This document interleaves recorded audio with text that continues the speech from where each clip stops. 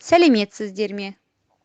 Мен Жамбыл облысы Байзақ ауданы Нығметолла Кекбаев атындағы мектеп-гимназиясының бастауыш сынып мұғалімі Тамиева Үміт Маханқызы.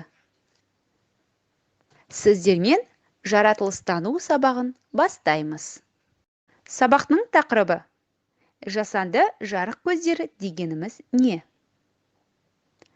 Бүгінгі сабақта сіздер жарықтың табиғи және жасанды көздерін ажыратуды, сондай-ақ жасанды жарықтың қажеттілігін оқып үйренесіздер.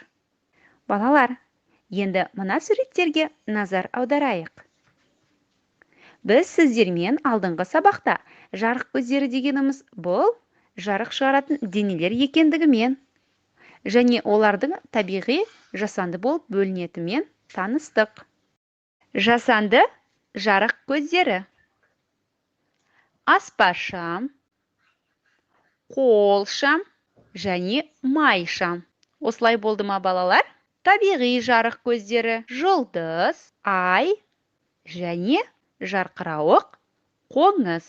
Сіздердің де жауаптарыңыз осылай болды деп ойлаймын. Өздеріңізді тексеріңіздер.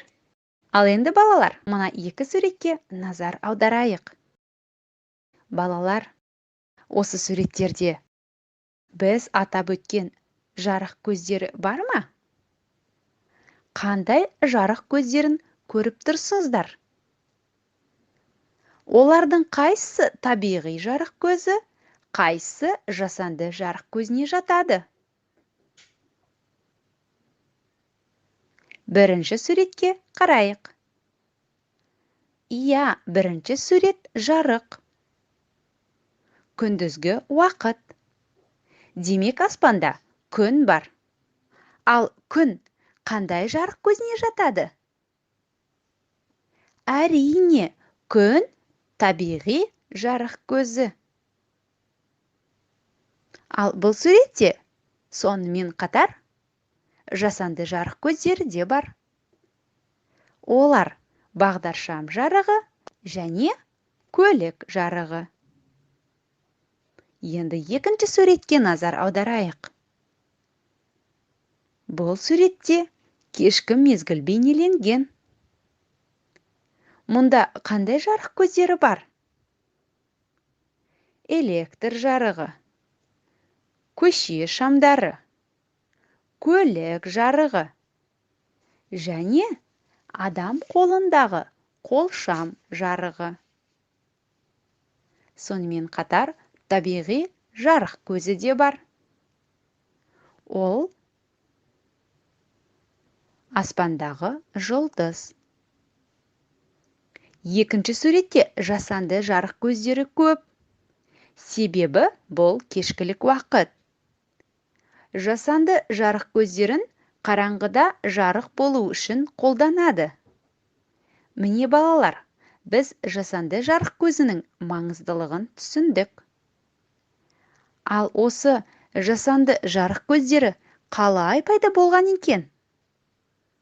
Осы сұраққа жауап іздеп көрейік.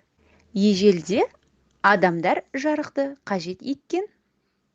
Соның нәтижесінде отты пайдалана бастаған. Ал кейіннен 15 ғасырда Лондонда алғашқы көше шамдары пайда болды.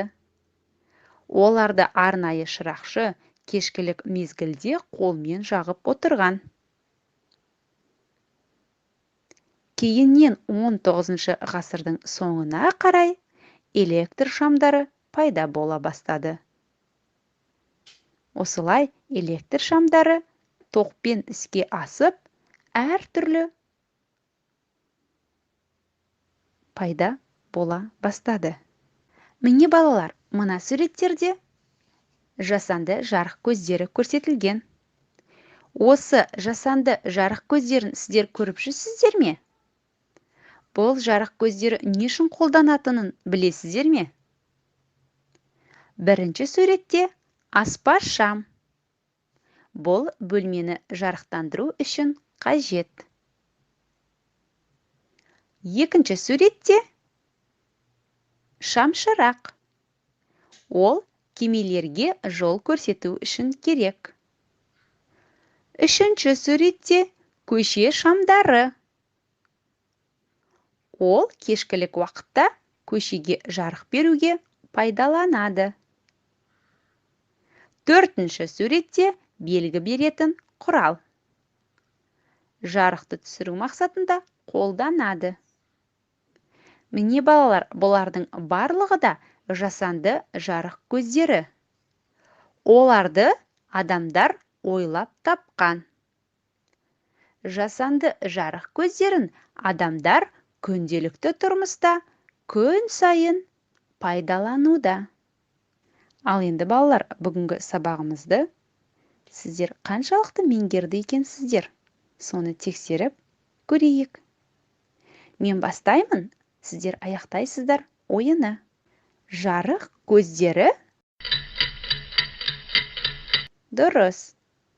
Табиғи жасанды болып бөлінеді. Күн, ай. Бұлар табиғи жарық көздері. Ал аспашам, шамшырақ. Бұлар әрине жасанды жарық көздері. Адам ойлап тапқан жарық. Бұл жасанды жарық көздері. Біз қалаған уақытта қай жарық көзін көре аламыз? Дұрыс, жасанды жарық көзін көре аламыз. Жарықты қолмен ұстай алмаймыз. Тек көре аламыз. Міне, осы сұрақтарға жауап бере отырып, сіздер жарық туралы білімдеріңізді толықтырдыңыздар деп ойлаймын. Балалар, енді сабағымызды интервью әдісі арқылы кері байланыс жасайық. Сізге сабақ ұнады ма? Өз пікіріңізді дәлелдеңіз. Бүгінгі тақырыптың сіз үшін қандай маңызы бар деп ойлайсыз? Бүгінгі сабақта сіздің үйренгеніңіз. Тағы да не білгіңіз келеді? Міне, осы сұрақтарға өз жауаптарыңызды бересіздер. Сіздер бүгінгі сабақта жарық көздері туралы мәлімет алып, олардың түрлерімен танысты деп ойлаймын. Балалар, жасанды жарық көздерін пайдаланғанда техника қауіпсіздігін ұмытпау қажет. Келесі кездескенше сау болыңыздар.